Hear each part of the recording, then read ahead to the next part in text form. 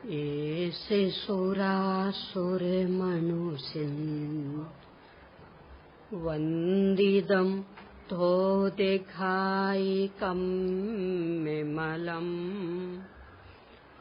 प्रणमामि बध्यमानम् तीर्थं धम्मस्य कर्तारम् शेषे पुण्यतीर्थैरे ससविसिद्धि विशुद्धि सभावे समनेयनानदंसन् चरितितो वीर्यायारे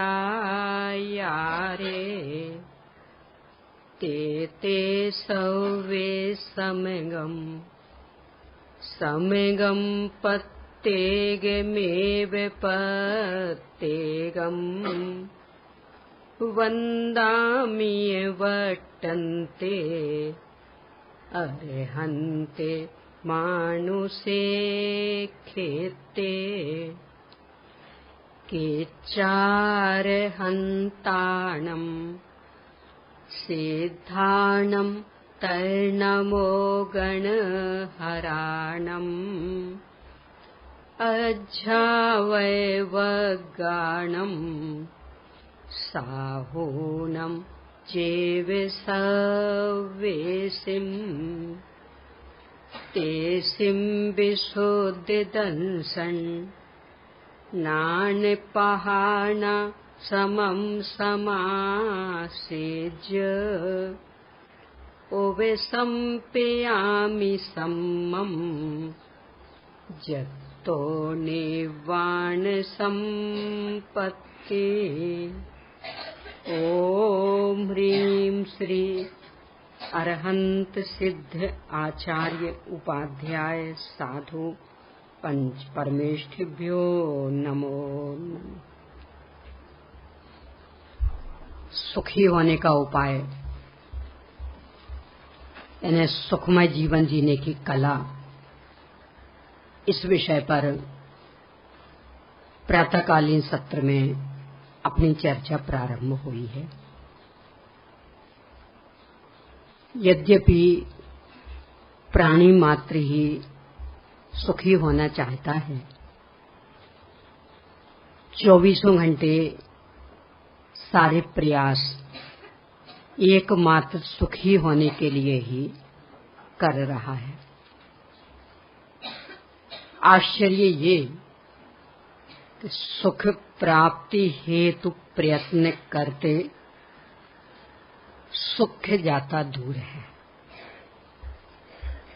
24 घंटे जो भी कर रहे वो सब प्रयास एकमात्र सुखी होने के लिए है, और हो रहा उल्टा, और अधिक अधिक अधिक दुख मिल रहा, आकुलता भोग रही। कारण क्या हो गया ऐसा? कहाँ चूक गए, कहाँ गलती हो गई कि वास्तविक सुख क्या है ये ही नहीं पहचान पाए। इसलिए उसे प्राप्त करने का उपाय क्या है इसकी भी पहचान नहीं, तो अपने मनगणंत उपाय करते रहते हैं। सफलता कैसे मिलेगी? वास्तविक सुख क्या है, इस संदर्भ में कल अपन ने चर्चा प्रारंभ की थी। कुछ तो यही मानते कि खूब खूब सामग्री इकट्ठी करें तो सुख, यानी सामग्रियों का ढेर, यही सुख का साधन। देखा था अपन ने कि इनमें स्वयं ही सुख दुख नहीं है, सुख दुख संवेदन करने की क्षमता भी नहीं है, तो उनका ढेर हमें सुखी कैसे कर देगा? वे सब हमारे सुख के कारण कैसे हो सकते? उनका नहीं होना हमें दुखी कैसे रख सकता? उन सब का नहीं होना हमारे दुख का कारण कैसे हो सकता? स्वर्गों की भी व्यवस्था अपन ने देखी थी कि अतीन्द्रिय सुख में तो मात्र चौथा गुण स्थान ही, इससे आगे तो है ही नहीं वहां। इंद्रिय जन्य सुख में ऊपर ऊपर के देव अधिक अधिक सुखी हैं नीचे नीचे की अपेक्षा, और बाह्य सामग्री रूपी परिग्रह की ओर से देखें तो ऊपर ऊपर कम परिग्रह है। यानी ये बाह्य परिग्रह इंद्रिय सुख का भी कारण नहीं है, ये स्वर्गों की व्यवस्था से भी सिद्ध हो रहा है। तो जब उनके लिए भी वो सुख का कारण नहीं है तो अपने लिए सुख का कारण कैसे होगा? इस संदर्भ में ही जहां कल अपन ने बात समाप्त की थी उससे जुड़ जाएं कि लोक में भी जो इंद्रिय जन्य सुख जो है तो दुख ही सुखाभासी, पराकुलता की थोड़ी सी कमी होती है तो लगता है कि जैसे सुखी हो गए हैं, वह भी वास्तव में इच्छा के अभाव और उसकी जानकारी का है। भले वो इच्छा का अभाव पूर्णतया नहीं हुआ है, सापेक्ष की है, यानी वो एक पर्टिकुलर इच्छा मिटी, पर इंद्रिय जन्य सुख में भी इच्छा का अभाव और उसकी जानकारी कारण बनी है, ना कि वो सामग्री। वो रात्रि का उदाहरण लिया था, सबको याद आ गया होगा। लाइट का होना नहीं होना, एसी में सोए नहीं सोए, मजा किसका लूटा था? बस वो इच्छा मिट गई थी और उसकी हमें जानकारी हो गई थी। लाइट होने नहीं होने से क्या फर्क पड़ने वाला था? लौकिक भाषा में कहें तो संतोषी वृत्ति, यानी इच्छा मिटी मतलब हमें संतोष हो गया, जो हम चाहते थे वो मिल गया।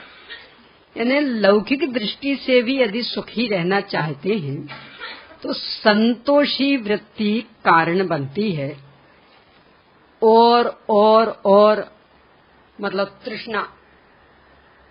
इसके लिए तो ये लिखा कि तृष्णा नागिन ज्यों ज्यों डंके लहर जहर की आवे। तृष्णा का तो कहीं अंत नहीं, संतोषी वृत्ति के आधार से सुखी रह सकते। तो निष्कर्ष ये निकला था कि यदि इंद्रिय जन्य सुख भी चाहिए है तो इसके लिए सामग्री की भीड़ इकट्ठी करने की आवश्यकता नहीं है, संतोषी वृत्ति अपनाने की आवश्यकता। यहाँ तक अपन चर्चा कर चुके। अब आज इससे आगे कुछ की सोच ऐसी रहती है कि यदि सुखी होना हो तो हमेशा अपने से नीचे वालों को देखो, अपने से कम वालों को देखो, सुखी रहोगे। यानी आपके पास 3 फ्लैट हैं, आपके भाई के पास 5 फ्लैट हैं और आपके पड़ोसी के पास मात्र 1 फ्लैट है। दुखी रहना हो तो भाई के 5 फ्लैट सोचो, निरंतर दुखी रहोगे। और सुखी रहना हो तो अरे उसके पास तो 1 ही फ्लैट है, हमारे पास 3 तो है ना, बहुत उससे अच्छे हैं। यानी सुखी रहना हो तो अपने से नीचे वालों की ओर देखो, हर चीज में लगा लेना। ऐसा आपको सामान्य सा भोजन मिलता है, एक को रोज हलवा पूड़ी मिलती है और एक को बिल्कुल रूखी सूखी नमक रोटी ही मिलती है।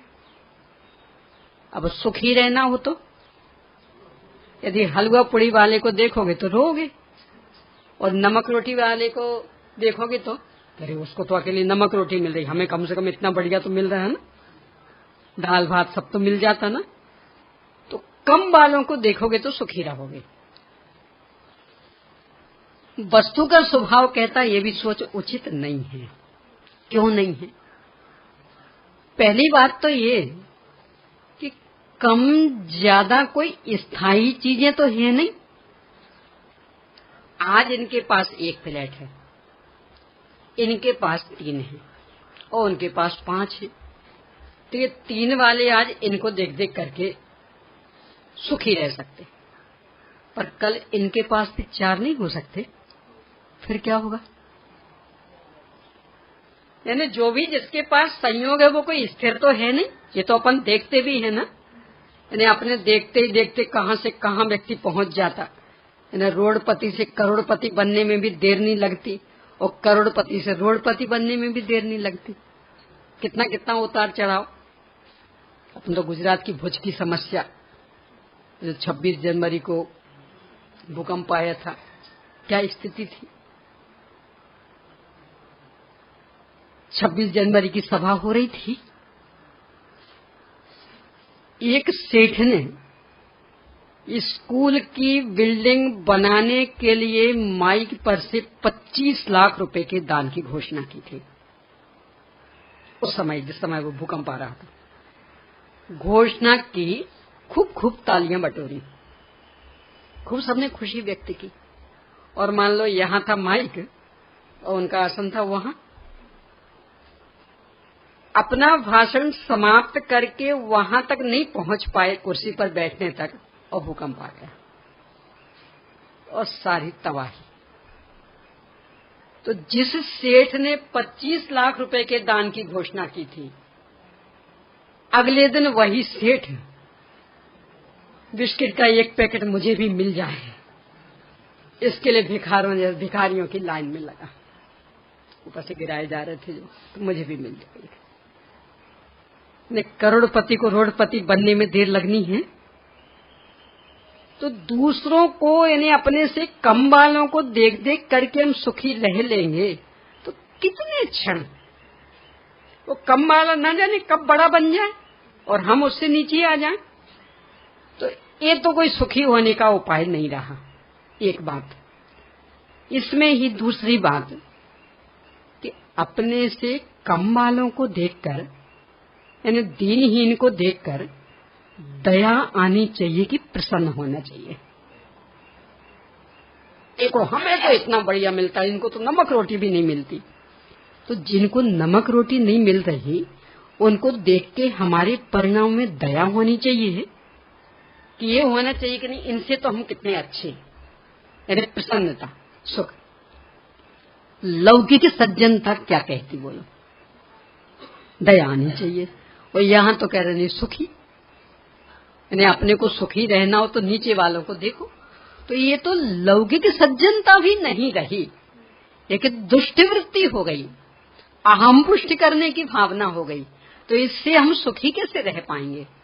इसलिए सुखी होने के लिए अपने से नीचे वालों को देखना चाहिए तो सुखी रहेंगे, ये बात भी सत्य नहीं है। ये दूसरा बिंदु। अब तीसरा, कितनों का ही कहना तो ये रहता है कि सुख दुख तो एक काल्पनिक चीजें हैं, मानो तो सुखी, नहीं माने तो दुखी।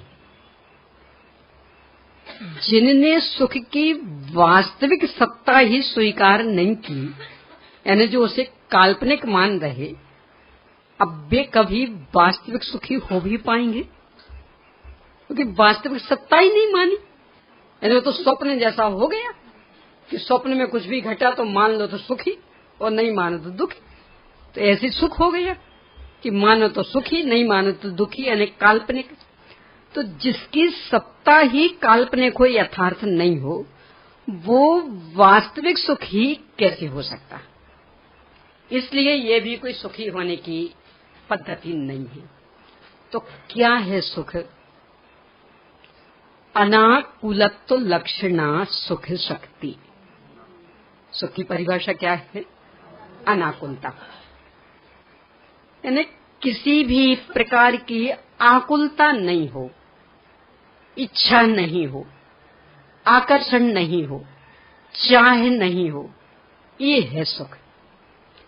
यानी अपने आप में ऐसी संतुष्टि, ऐसी तृप्ति, ऐसी अपने आप में स्थिरता, लीनता कि जिसके बल पर इच्छाएं मात्र समाप्त हो जाएं, पर की ओर का आकर्षण ही समाप्त हो जाए, ये है वास्तविक सुख। किसके बल पर ऐसी दशा बनेगी, वो तो अपने 5 बिंदुओं के माध्यम से क्रमशः चर्चा होगी। पर पहले सुख का स्वरूप समझें कि सुख यानी सामग्रियों का ढेर नहीं, सुख यानी अनाकुलता। अनाकुलता स्वभाव है, प्रकट पर्याय कर लेंगे तो निराकुलता, यानी आकुलता का अभाव, बेचैनी का अभाव, पर की ओर के आकर्षण का अभाव, महत्वाकांक्षाओं का अभाव, चाह का अभाव, अपने आप में पूर्ण तृप्ति, संतुष्टि, स्थिरता, लीनता, ऐसा लगे कि बस सब है, अब कुछ गुंजाइश नहीं है पाने की, तो इस तरह की संतुष्टि, इसका नाम है सुख। यानी अब बेचैनी के लिए कोई अवसर नहीं रहा, पाने के लिए कहीं कोई नहीं दिख रहा कि ये पाए। क्या है पाने के लिए? सब कुछ तो है, हमसे बढ़कर हमारे लिए कोई दूसरे हैं ही नहीं, तो क्या पाना? देने के लिए भी कुछ नहीं कि अन्य के पास कमी क्या है कि जो हम दें। इस तरह की जो संतुष्टि, तृप्ति, इसका नाम है वास्तविक सुख। और पर्याय में ऐसी संतुष्टि प्रकट हो जाना, इसका नाम है सुखी। यानी सुख तो है स्वभाव, अनाकुलता ये तो स्वभाव है, और वो अनाकुलता पर्याय में व्यक्त हो जाए, यानी दशाएं अनाकुल हो जाएं, निराकुल हो जाएं, बेचैनी से रहित हो जाएं, इसका नाम है सुखमय जीवन। मतलब सुखी, सुखमय जीवन। इतना बड़ा वाक्य नहीं बोलना हो तो छोटे में बोलेंगे तो सुखी। जैसे धन वाला, अब इतना बड़ा नहीं बोलना हो तो धनी। ऐसे सुखमय जीवन वाला, सुख वाला, तो इतना बड़ा नहीं बोलना हो तो सुखी। इतना संक्षिप्त में बोल सकते। तो ये सुखी, सुखी होने का उपाय, जिस पर की अपनी चर्चा। उपाय क्या होता? साधन, उप आय, इन दो शब्दों को मिलकर बना है उपाय। उप ये उपसर्ग है, उपसर्ग मुनिराजों वाले नहीं, व्याकरण वाले। इन जो शब्दों के पहले लग जाते हैं वो उपसर्ग कहलाते हैं, बाद में लगते हैं वो प्रत्यय कहलाते हैं। तो उप उपसर्ग है। निकटता के अर्थ में इसका प्रयोग होता, जैसे नगर, उपनगर, राष्ट्रपति, उपराष्ट्रपति, यानी निकटता के अर्थ में इसका प्रयोग होता। और आय गतौ धातु है, गति अर्थ में, यानी पाने के अर्थ में, चलने के अर्थ में, कुछ करने के अर्थ में। पूरा अर्थ क्या होगा? जिसे निकटता से करने पर हमारे उद्देश्य की सिद्धि हो जाए, कार्य सफल हो जाए, प्रयोजन पूरा हो जाए, उसे उपाय कहते हैं। अपना यहाँ उद्देश्य सुखी होने का, प्रयोजन क्या? सुखी होने का। तो सुखी होने का प्रयोजन जिसकी निकटता से, जिसको अपनाने से, जिसको करने से पूरा हो जाए, सिद्ध हो जाए, उसका नाम है उपाय, उसका नाम है साधन। और जिससे उल्टा हो जाए, वो जो भी पंक्ति ली थी ना श्रीमद जी की, सुख प्राप्ति है तो प्रयत्न करते हैं और फल में, ज्यों ज्यों हम आगे बढ़ रहे त्यों तो रास्ता और लंबा होता जा रहा। भाई सही मार्ग तो ये कहलाएगा ना कि हम जितने आगे बढ़ गए तो रास्ता उतना कट जाना चाहिए, उतना कम हो जाना चाहिए, मंजिल हमारी पास होनी चाहिए। पर यहाँ तो उल्टा हो रहा, 24 घंटे सुखी होने के लिए प्रयास कर रहे और सुख और ज्यादा दूर। यानी पहले जितने निराकुल थे उससे भी ज्यादा आकुलता बढ़ गई। देखो विचार करना, देखो जैन धर्म में चिंतन ही एकमात्र उपाय है किसी भी विषय को समझने का। श्रीमद जी ने तो लिख ही दिया, कर विचार तो पाऊं। अकेले सुनने सुनने से कुछ उपलब्धि नहीं। तो अपन अपने जीवन को देख लें, अभी से 30, 35, 40 साल पुराना अपना जीवन देखें। आज जितना पैसा है सब अपना अपना सोचना, उतना था 40 साल पहले।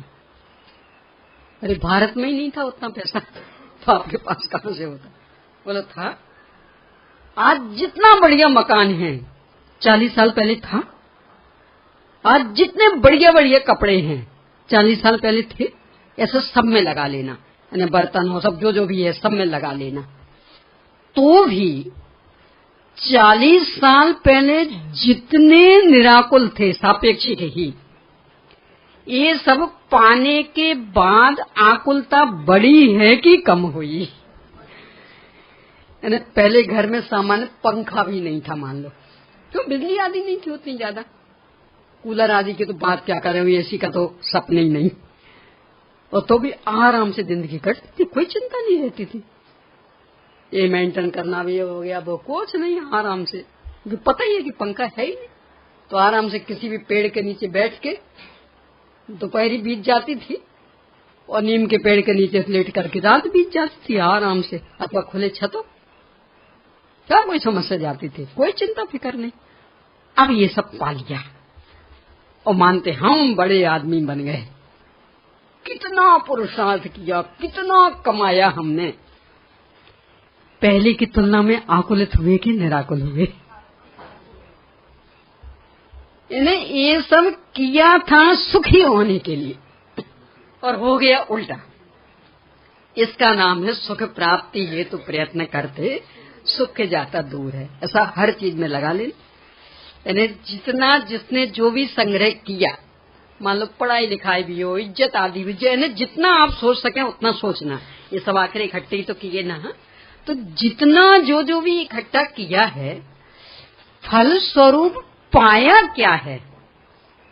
पहले की तुलना में जितना अपने को याद है, जो याद नहीं उसका तो छोड़ें, तो जितना अपने को अपना जीवन याद है बचपने का, भूतकाल का, उससे ये वर्तमान की तुलना करके देखें कि पहले जितनी निराकुलता थी सापेक्षिक ही सही, आज निराकुलता बढ़ी है कि कम हुई? तो इसका मतलब ये सुखी होने का उपाय नहीं था, ये तो दुख को बढ़ाने का उपाय था, इसलिए उपाय नहीं कहलाएगा। उपाय कौन कहलाता है? कि जिस कार्य को करने के लिए किया जा रहा है वो कार्य हो जाए, यानी जिस प्रयोजन के लिए हम वो प्रयास कर रहे हैं वो प्रयोजन सिद्ध हो जाए, तब वो उपाय कहलाता है।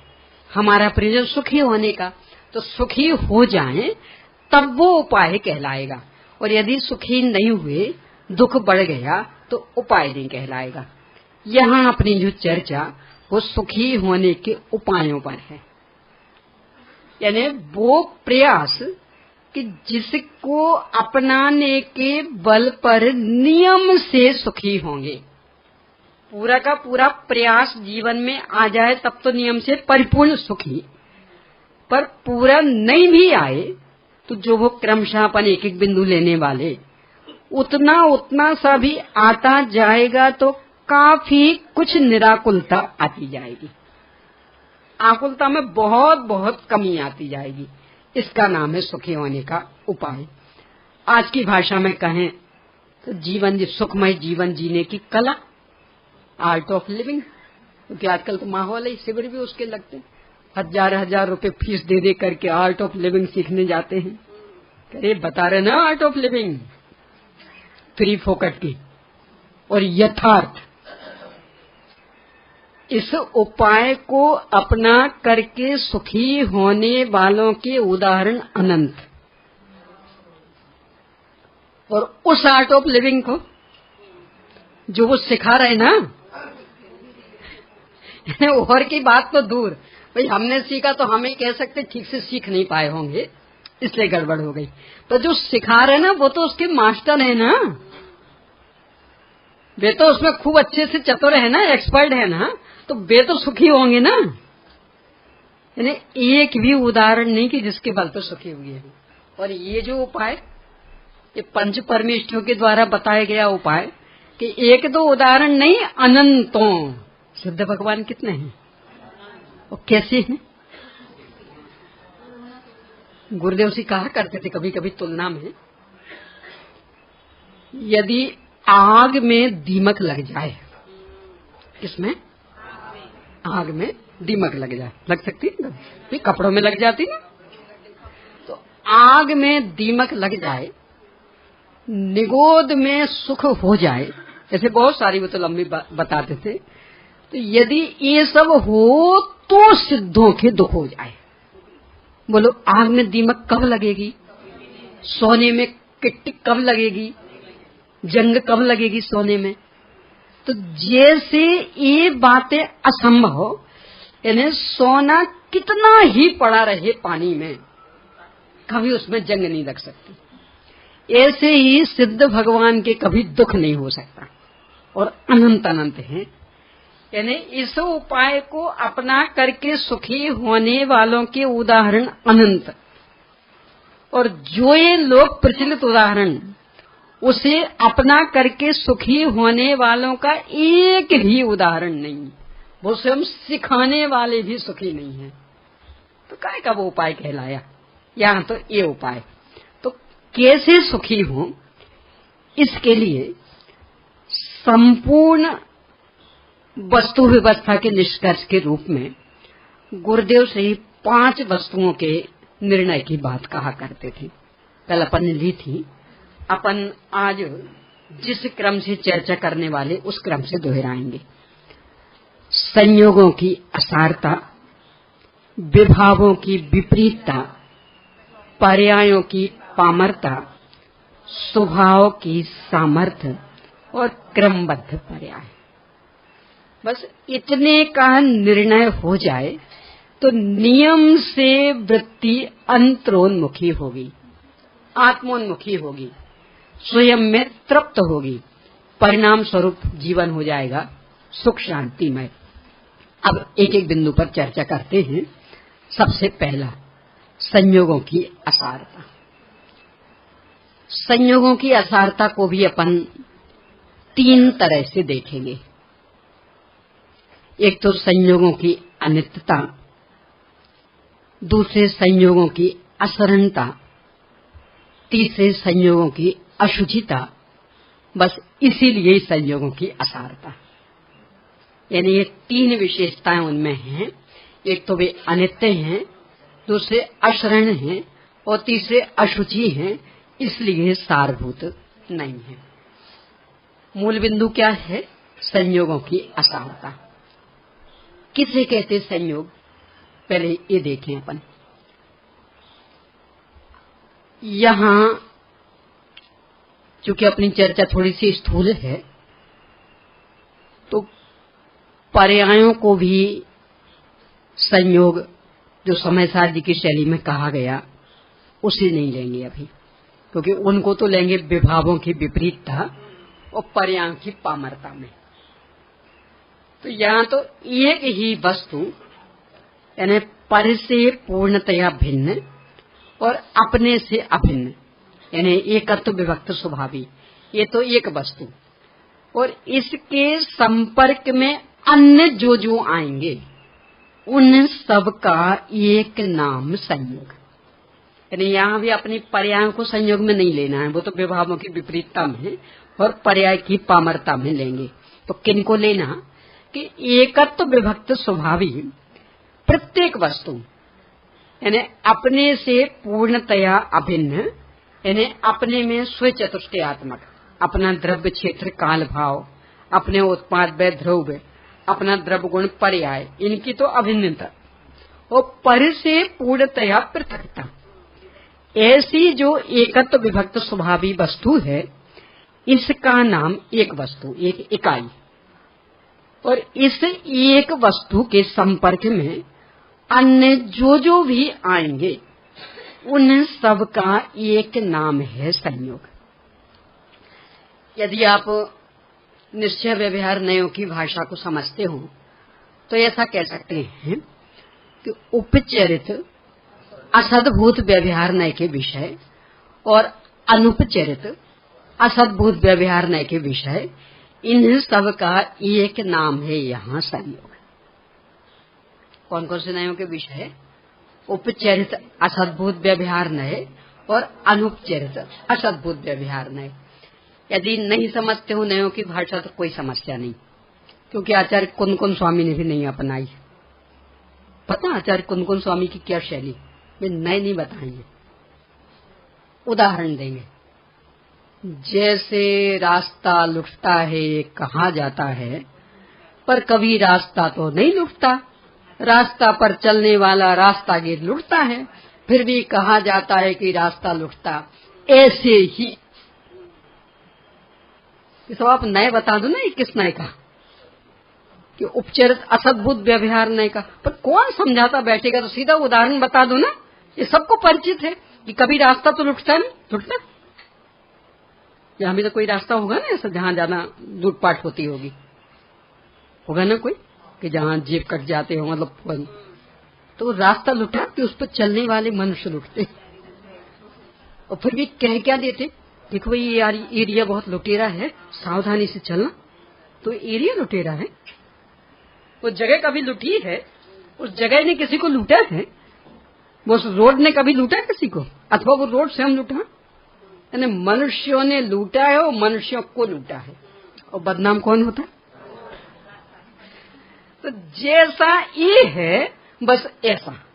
यानी आचार्य कुंदकुंद स्वामी की शैली है, वे नयों के चक्कर में नहीं पड़ते, वे तो सीधे ऐसे उदाहरण, जैसे युद्ध योद्धा करते हैं और कहा जाता राजा ने युद्ध किया, राजा जीता, राजा हारा, ऐसे। जैसे राजा तो एक छोटा सा मनुष्य मात्र है, फिर भी 5 योजन में राजा निकला।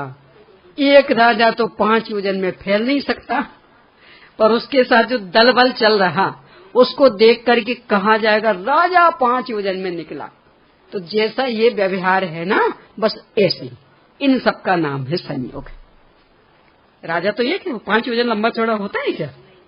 तो फिर 5 योजन में निकला, उसके साथ दल बल, उसका परिकर, तो वो 5 योजन में फैला हुआ, तो वो सब राजा के कहलाते।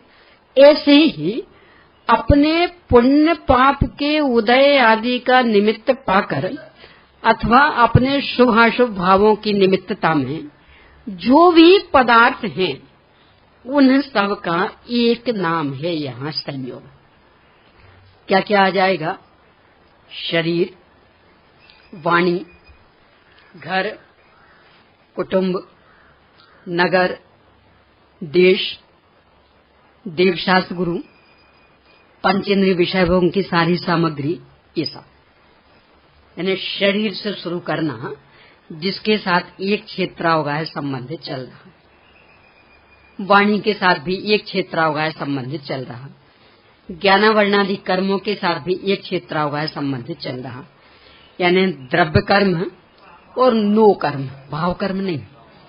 भाव कर्म तो विभावों की विपरीतता में, तो अभी तो द्रव्य कर्म और नो कर्म। तो द्रव्य कर्म में ज्ञानावरणादि कर्म आ जाएंगे, और नो कर्म में शरीर, वाणी और इसके अतिरिक्त बाकी सारे, यानी घर, कुटुंब, माता पिता, देव शास्त्र गुरु, दुकान मकान, सब कुछ, देश नगर, सब कुछ इसमें आ जाएगा। तो इन सब का एक नाम है संयोग। ठीक है। इनकी असारता, सार तो सब समझते ही हैं, ग्रहण करने योग्य चीज, लेने योग्य चीज, हमारे काम की चीज, उपयोगी चीज, और आसार बेकार की चीज, जिससे हमारा कोई फायदा नहीं है, जो हमारे लिए बिल्कुल भी हितकर नहीं, इसका नाम है आसार। यदि सुखी होना चाहते हैं तो संयोगों की असारता का निर्णय करें। यानी ये सब जो संयोग, यानी द्रव्य कर्म और नो कर्म, नो कर्म का पूरा विस्तार कर लेना, शरीर से लेकर के सारा संयोग। सीधापन कहें तो ऐसा कह सकते कि जो जो हमारे शुभ शुभ भावों के आश्रयभूत कारण होते हैं, अथवा पुण्य पाप के उदय के आश्रयभूत कारण होते हैं, उन सब का एक नाम है संयोग। यानी हमें क्रोध आ रहा, तो कोई पूछे किस पर, कि नहीं किसी पर नहीं, बस आ रहा, होता है ऐसा। कोई ना कोई कारण होंगे, सब इनने हमारी ओर देखा ना, इसलिए हमें गुस्सा आ गया। तो हाँ, एक बात समझ में आ गई, पर नहीं कारण कुछ भी नहीं, बस आ रहा, ऐसा होता है। यानी हवा में थोड़ी आता है, कोई ना कोई आश्रय बना होगा। हमारे पुण्य का उदय आ रहा, कि कैसे, बस आ रहा, कि ऐसा नहीं होता, कोई अनुकूलता मिलेगी। यानी किसी न किसी सामग्री पर ना शरीर में बीमारी थी, बीमारी मिट गई होगी। कोई हमारा विरोध कर रहा था, विरोध समाप्त हो गया होगा। यानी पुण्य का उदय किसी न किसी को आधार बना के आएगा। ऐसे ही हवा में आ जाए कि नहीं आ तो रहा हमारे पुण्य का उदय, पर कैसा कि नहीं कैसा वैसा नहीं, बस पुण्य का उदय आ रहा, ऐसा नहीं होता। तो जो भी अपने शुभ अशुभ भावों के आश्रयभूत कारण होते अथवा पुण्य पाप के उदय के आश्रयभूत कारण होते, उन सब का एक नाम है संयोग। ये तो हमें भक्ति का भाव आ रहा, किनकी बस किनकी नहीं, बस भक्ति का भाव आ रहा। ये होता है ऐसा, जिन भगवान की भक्ति का आ रहा होगा, शास्त्र का आ रहा होगा, गुरु के प्रति का आ रहा होगा, किन्हीं के प्रति भी नहीं पर भक्ति का भाव आ रहा, ऐसा हो सकता। तो वो जो आश्रयभूत कारण बनेंगे उन सब का एक नाम होगा संयोग। अब चाहे वे शुभ भाव हो अपने, चाहे अशुभ भाव हो, चाहे पुण्य का उदय हो, चाहे पाप का उदय, इन सब के आश्रयभूत कारण जो भी होंगे, यानी इनके नौकर में जो भी होंगे, उन सब का एक नाम है संयोग। और ये अपने लिए रंच मात्र लाभदायक नहीं, अपने को इनसे रंच मात्र सुख मिलने वाला नहीं, अपनी शांति इनसे रंच मात्र भी बंधी हुई नहीं है, अपने लिए रंच मात्र हितकर नहीं है। इसका निर्णय करना, इसका नाम है संयोगों की असारता का निर्णय। तो इस संयोगों की असारता को अपन तीन तरह से देखेंगे। एक तो संयोगों की अनित्यता, दूसरे संयोगों की अशरणता और तीसरे संयोगों की अशुचिता। बस इसीलिए फिर संयोग है असार। सबसे पहले संयोगों की अनित्यता। संयोग तो समझ ही गए, जो सब मिल रहे। संयोग कहते ही उसे हैं कि जो नया मिला, वो नया मिला मतलब नियम से छूटेगा, स्थायी नहीं। स्थायी को कोई संयोग कहता? नया मिलता है मतलब जाएगा भी। सूक्तियां तो यहां तक आती कि संयोग वियोग धर्मा है, यानी जैसे दिन के साथ रात जुड़ी है ना, शुक्ल पक्ष के साथ कृष्ण पक्ष जुड़ा हुआ है ना, ऐसे ही संयोग के साथ वियोग जुड़ा हुआ। जैसे जन्म के साथ मृत्यु जुड़ी हुई, ऐसे संयोग के साथ वियोग जुड़ा हुआ। तो सभी संयोग वियोग धर्मा, यानी मिले हैं, तो ये मिले हैं ही इस बात की निशानी कि नियम से ये छूटेंगे, ये स्थिर रहने वाले नहीं हैं।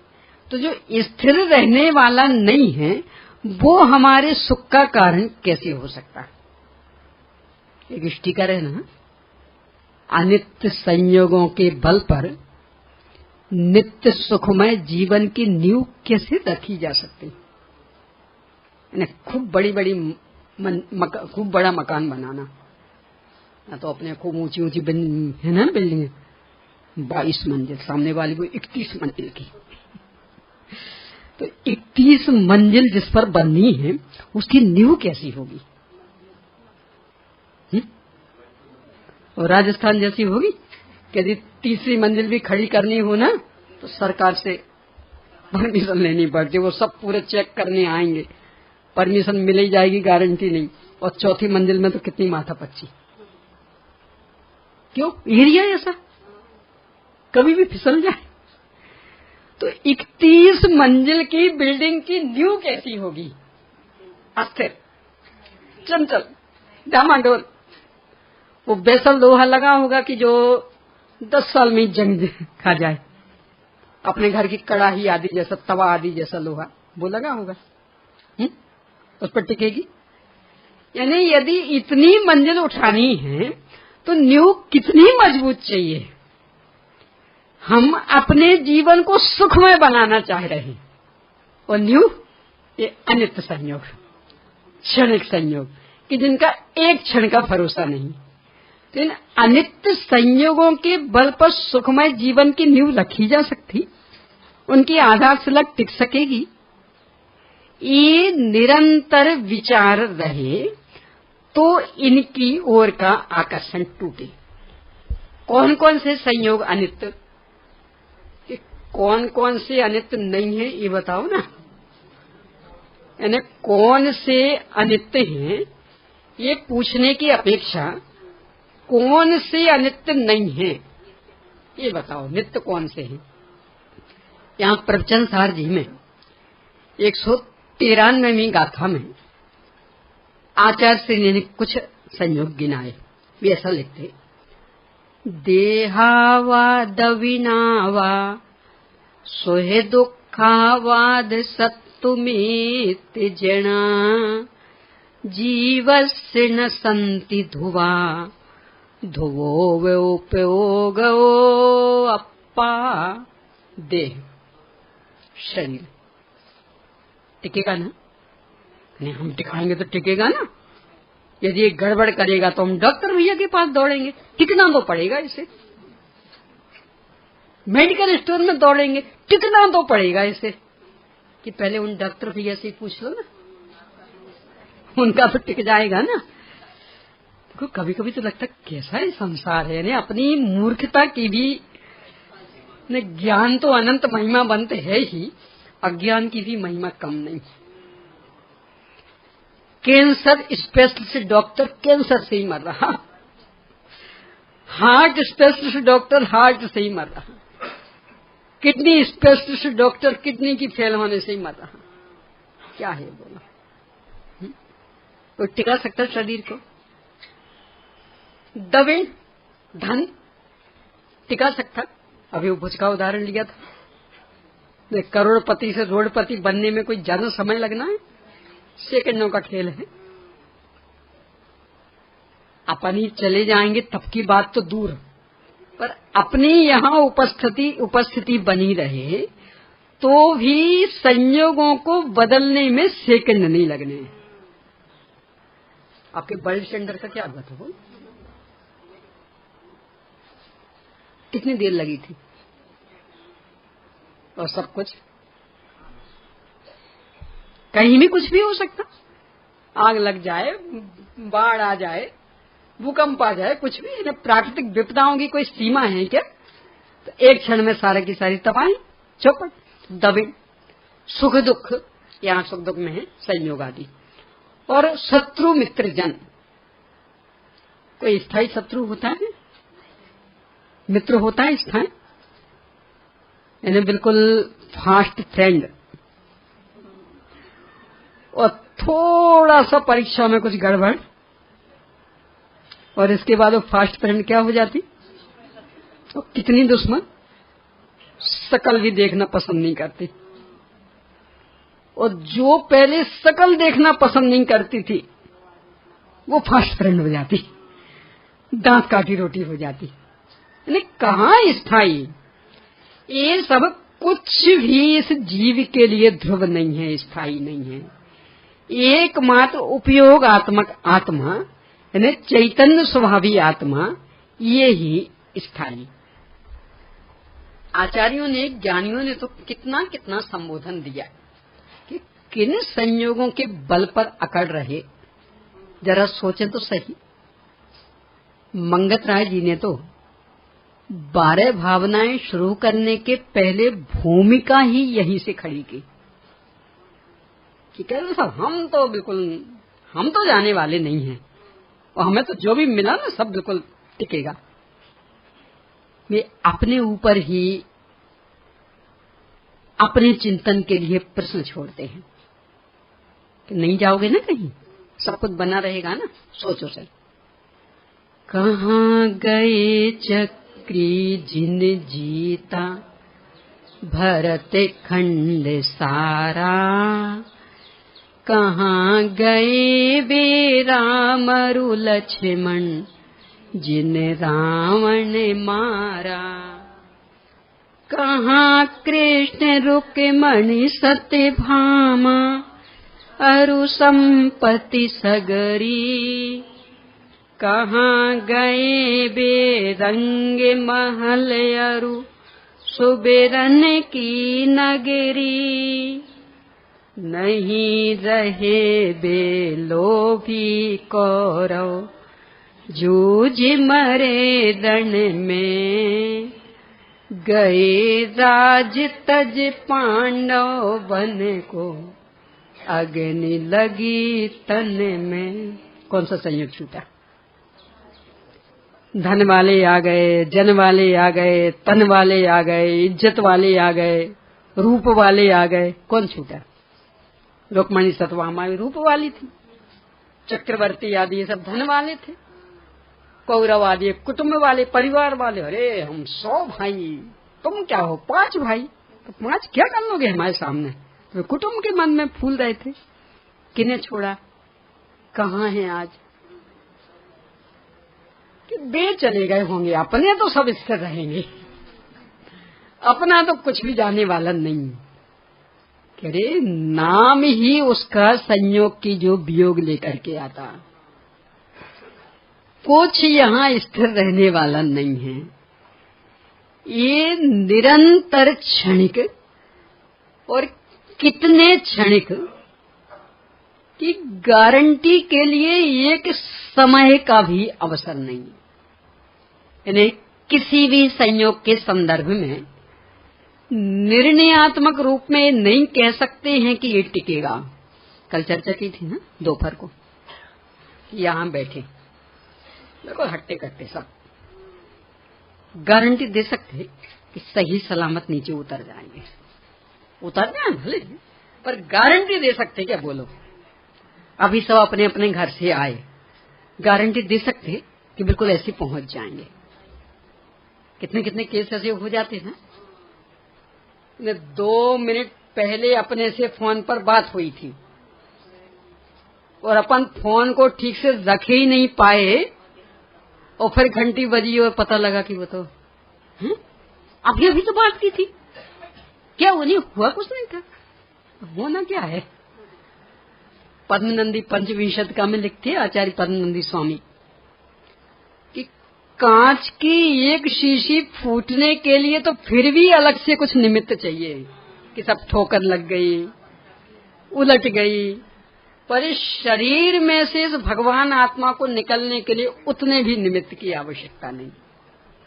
आयु के निषेक पूरे हुए और निकल जाएगा। बाहर के कोई संयोग की आवश्यक, कोई निमित्त नहीं चाहिए कि सब ये हुआ कि वो कुछ नहीं, आराम से ऐसे बैठे बैठे। कितनी अनित्यता, कितनी क्षणिकता, तो किस पर आकर्षित हूं, किस पर मुग्ध हूं, किसको लेकर के दीनहीन बने और किसको लेकर के अकड़े। दीनता हीनता के लिए प्रसंग नहीं, सब बहुत बीमार, बहुत बीमार, बहुत बीमार। अब तो दीनहीन बने ना। अपने यहाँ तो वो कहानी आती ना उन राजा की, जिनने फिर अपना नाम अनाथ राजा रख लिया था। पूरे शरीर में जलन जलन जलन, दाह ज्वर, चैन नहीं, सब तरह की दवाइयां ले चुके, कहीं चैन नहीं। एक वैद्य ने कहा ऐसा करो, चंदन का लेप करो, शायद मिट जाए। पूरे शरीर पर चंदन का लेप करना, घिस करके, बांट करके नहीं, घिस करके, समय तो लगेगा। तो सारी रानियां जुट गईं, उनके हाथ में कंगन, तो खन खन खन खन, और ज्यादा बेचैनी कि भैया बंद करो ये। अभी तो अकेली दाहज्वर की समस्या थी, अभी ये शब्दों का शोरगुल और रानियों का मुंह कैसे टूटे। तो उनने मात्र एक एक रखी, बाकी उतार ली, पर घिसना चालू रखा। पूछा क्यों घिसाई नहीं हो रही? हो रही, आवाज क्यों नहीं आ रही? कि वो संग था ना, इसलिए आवाज थी। अब एक एक बचे, घिसाई हो रही। यहाँ घिसाई हो रही, उनकी चिंतन धारा बदली। अरे एकड़े एक और बिगड़े, और नींद लग गई। वहीं चिंतन करते करते पहले ये सोचा, यदि इस बीमारी से छुटकारा मिलेगा तो दीक्षा लेके निकल जाऊंगा, और सोचते सोचते नींद लग गई। जगे तो पूरा दाहिजोर खत्म। यानी नींद लगने के पहले भयंकर पीड़ा, सारे वैद्य परेशान हो गए थे, कोई मिटा नहीं पाया, और नींद लगी, जगे तो सारी बीमारी खत्म। दीक्षा लेके निकल गए, तपस्या करने लगे। एक मित्र राजा था, उसे इतना तो पता था कि अभी राज नहीं करते, पर कहाँ गए क्यों गए कुछ पता नहीं था। एक दिन जंगल आया हुआ था, ये दिख गए। आप वही है ना? हाँ। ऐसे आप तो राजा थे ना? यहाँ मैं अनाथ हूँ। अनाथ हो? अब इसको तो कुछ पता था नहीं, तो सोचा राज्य छीन लिया होगा किसी ने, चलो हम अपने देश का राजा तुम्हें बनाए देते। कि नहीं, सो तो हम भी राजा ही थे, हमारा स्वयं का राज्य, तो अनाथ कैसे? तो लगा शायद पत्नी वगैरह गुजर गई होगी, चलो हम दूसरी शादी किए देते। नहीं, सब जिंदा हैं, शायद बाल बच्चे नहीं होंगे, चलो नहीं, बाल बच्चे भी सब, तो फिर अनाथ कैसे? एक दाहिजर हुआ था, इतना सारा परिकर सब ओर खड़ा था, सारा प्रयास कर रहा था, माता पिता आदि सब कोई इतनी इतनी मिन्नतें कह रहे थे, इसकी बीमारी मुझे लग जाए पर ये स्वस्थ हो जाए, अकेला ही भोगना पड़ा था। तो कौन है मेरा सनाथ? कौन मेरे दुख दर्द को मेटने में समर्थ? और हुआ क्या उस बीमारी का? मिट गई अपने आप ही। क्यों मिट गई? अनित्य थी। तो ऐसे अनित्य को देख करके अब कष्ट पाने के लिए अवसर कहाँ है? दीनहीन बनने के लिए, अरे सब कब तक सहना पड़ेगा, कब तक सहना पड़ेगा, कब तक सहना पड़ेगा? विचारधारा बदल लो तो अभी भी छुटकारा मिल सकता, और मिल जाता है, अपने थोड़े से उपयोग के बदले में मिल जाता। आपकी एक बचपन की सहेली हो, मान लो बिल्कुल ऐसी कि एक साथ ही दोनों का जन्म हुआ था, दोनों की माताएं हैं, अगल बगल के पलंग पे ही थी, पड़ोस पड़ोस में ही रहती थी, एक साथ ही खेले कूदे, फिर एक साथ ही पढ़े, और फिर आपकी शादी हो गई। तब से फिर कभी मिलना नहीं हुआ, यानी 20-22 साल तक फास्ट फ्रेंड, बहुत पक्की सहेली, और इसके बाद देखना नहीं हो पाया। बोलो उससे मिलने की कितनी भावना रहेगी आपको? रहेगी नहीं रहेगी? कितनी तीव्र? तो मिल ही नहीं पा रहे। अब आज आपकी सिर में भयंकर तकलीफ, भयंकर तकलीफ, माथा फटा जा रहा है, पर अचानक उसका फोन आ गया, मैं आज मुंबई आ रही हूँ, बस वहां से 1 ही दिन का सफर है, वापसी का रिजर्वेशन है, 1 घंटे के लिए आपके यहाँ आ रही हूँ। अब बोलो कैसा लगेगा? सिर फटा जा रहा भयंकर, और आ गई वो। अभी चैन नहीं थी और अब आ गई। अब क्या हुआ सिर दर्द का? बिल्कुल ऐसे कि जैसे कुछ है ही नहीं बीमारी। अब उसको तो मात्र 1 घंटे का ही समय था, तो 1 घंटे खूब दिल खोल के गपशप की, बहुत दिनों से मिली थी, बहुत वर्षों में मिली थी, कोई बेचैनी नहीं थी, बिल्कुल सिर दर्द ऐसा कि जैसे हो ही नहीं। और फिर चली गई वो। अब क्या होगा? यानी इतना सा उपयोग का परिवर्तन उस बीमारी से बचा लेता है। यानी सिर दर्द है वैसा का वैसा, पर उपयोग बदल लिया तो इतनी भयंकर पीड़ा भी कुछ ख्याल में नहीं आ रही। जब ऐसे अशुभ संयोगों में उपयोग लगाने के बल पर शरीर की पीड़ा ख्याल में नहीं आती, तो अशरीरी भगवान आत्मा में उपयोग जुड़ जाएगा, तब शरीर की पीड़ा। कितना कमाल है उपयोग का। तो ये अनित्य है, स्थिर नहीं है। अकेले उपयोग के परिवर्तन मात्र से इसकी समस्या समाप्त हो जाती। अपने यहाँ तो सनत चक्रवर्ती का उदाहरण प्रसिद्ध है ना। कामदेव थे और दीक्षा लेते साथ ही बुंदेलखंडी भाषा में ऐसे कहते हैं कि सिर मुड़ाए और ओले गिरे। यानी वैसे तो बाल थे सिर पर, तो कोई भी समस्या तो बाल झेल लेते। आज ही सिर मुड़ाए और आज ही भयंकर ओलावृष्टि, कितनी तकलीफ होगी।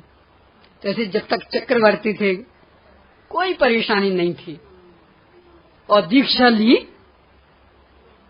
गलता हुआ कोढ़, सूखा नहीं। सूखे में कोई परेशानी थोड़ी होती, तो गलते हुए में तो असह्य पीड़ा। और 1-2 दिन का नहीं, 700 वर्ष तक। और आश्चर्य तो इससे भी आगे का, स्वरूप स्थिरता इतनी बड़ी पर अखंड नहीं रह पाती थी, तो बीच बीच में खंडित हो जाती थी।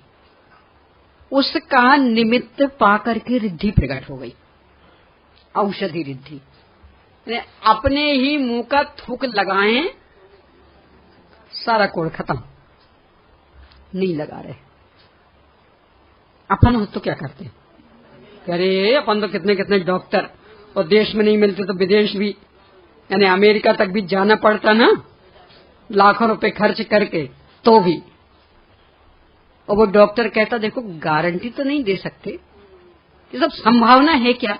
हाँ संभावना तो है, गारंटी तो नहीं है।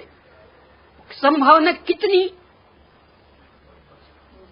समझ लो बस 5%।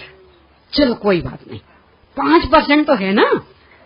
यानी 5% की संभावना के बल पर भी कहां कहां भाग दौड़ कर सकते हैं, बोलो। अकेली 5% संभावना की हम बीमारी मिट सकती, इसके बल पे। और एक भी अकेला थूक लगाना, कहीं आना नहीं, जाना नहीं, किसी की पराधीनता नहीं, अपने मुंह का थूक लगाना है, बस नहीं लगा रहे। क्यों? वो हमें बीमारी है ही नहीं, जिसको है वो मैं हूं ही नहीं, वो तो स्वयं मिटने वाला अनित्य है। तो मैं उसके लिए अपना एक समय का भी उपयोग बर्बाद क्यों करूं। यानी संयोगों की अनित्यता ख्याल में आएगी तो इन संयोगों के प्रति इतना उपेक्षा का भाव जग जाएगा। जो स्वयं जाने वाला है, स्वयं नष्ट होने वाला, उसे नष्ट करने के लिए हम प्रयास क्यों करें।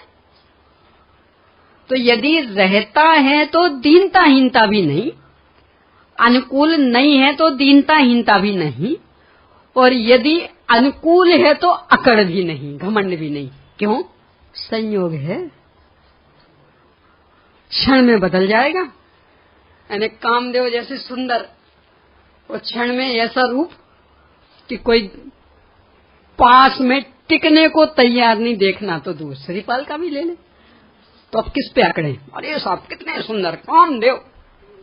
क्यों? कामदेव पना मिटते कोई वर्षों नहीं लगने हैं, ऐसा सारे संयोग का लगा लेना।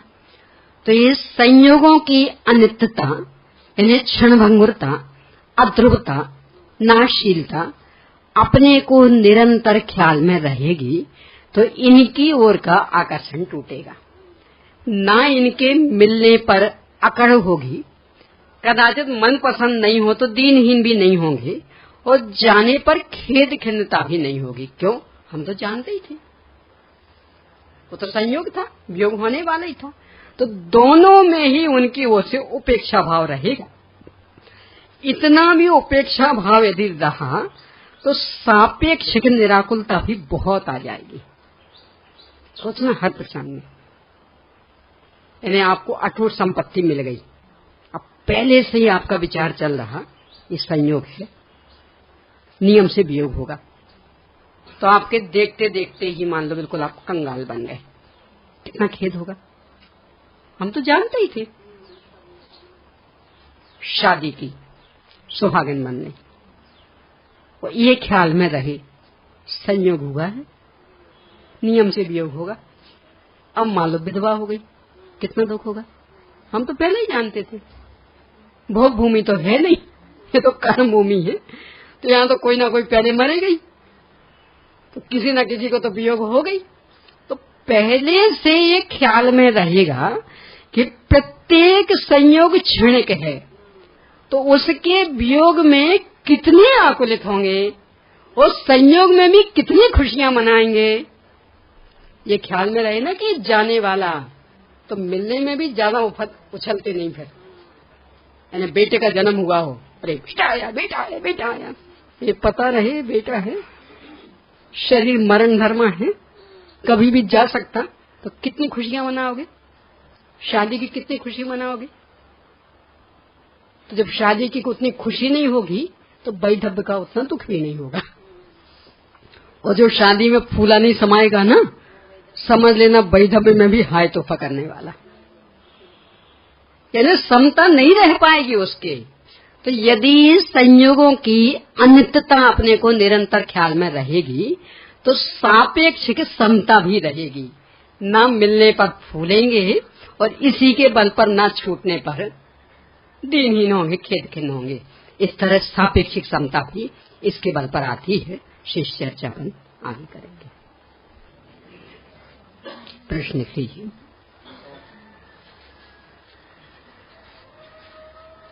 लोक में चलने वाली सुख की परिभाषाएं गलत क्यों हैं, यह बताते हुए, गलत क्यों हैं यह बताते हुए वास्तविक सुख का स्वरूप बताइए। अगला, पूज्य गुरुदेव श्री की वाणी के सार रूप में सुखी होने के लिए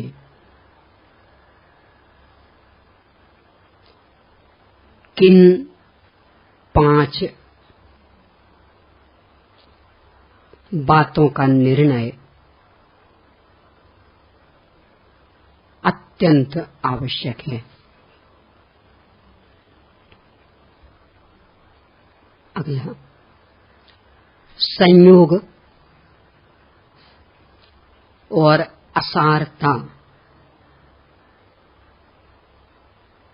का अर्थ बताते हुए